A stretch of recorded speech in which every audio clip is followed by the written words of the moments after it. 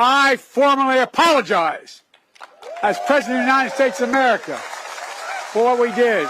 I formally apologize.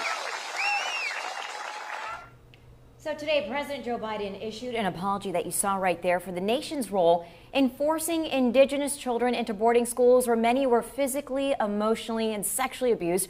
More than 950 of them died. Carlisle Indian School in Cumberland County was the first federally funded off-reservation boarding school. Thousands attended that school from 1879 to 1918. So here to talk about the boarding school policy is Frank Vitale. He's an archivist and also a special collections librarian at Millersville University. Thank you so much for coming in. Really appreciate your time. Thank you for having me. Yeah, I want to start first with the investigation that prompted this apology. It was led by Interior Secretary Deb Haaland.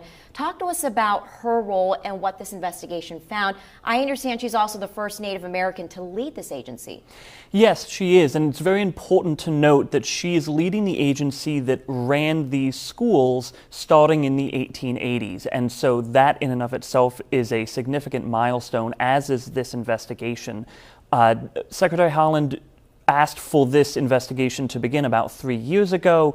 The final investigation came out in 2 parts. The last part came out just in July, and it identified just over 400, I believe 417 schools that the federal government was involved in either directly running or indirectly supporting as part of this large system of boarding schools. Yeah, just incredible to hear about this.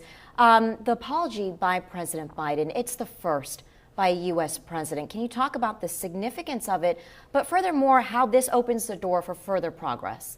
Absolutely. So this is a very important step. Multiple world leaders have already apologized for their part in this boarding school system.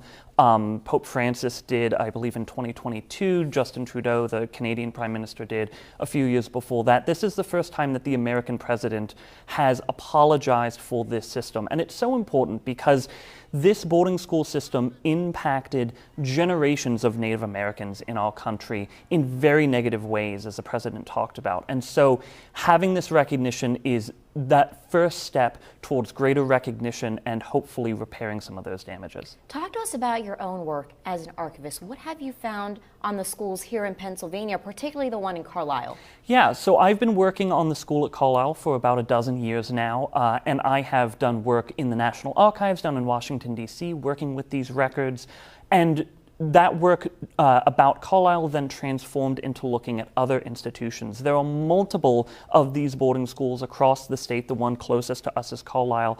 And it's so important to recognize from a local history perspective for multiple reasons. Students from the Carlisle Indian School were often sent on what were called outings to farms and factories and towns across the Susquehanna Valley and beyond, basically to serve as laborers. And so there are plenty of families in this area whose personal stories include this story of the boarding schools. Additionally, these same students were dual enrolled between many other institutions in the area, and Millersville is one of them. And so part of my research has been looking at Millersville's connections to the Carlisle Indian School and the 18 students that we've identified so far who were dual enrolled between the school at Carlisle and what is now Millersville University. And I'm sure you've heard about how these actions have generated just generations of trauma on Native Americans. How is this apology being received? I think it's being received very well in the sense that there's finally recognition. For generations, for decades, Native American populations and advocates have been trying to get some sort of recognition of this system. And this is a fantastic initial step for the president to have made to recognize this history. The hope is that this comes with further support for research, further support for healing, and further support for really understanding the entire complexity of this system. Frank Vitale, thank you so much for being here for your time. Really appreciate it. Thank you so much.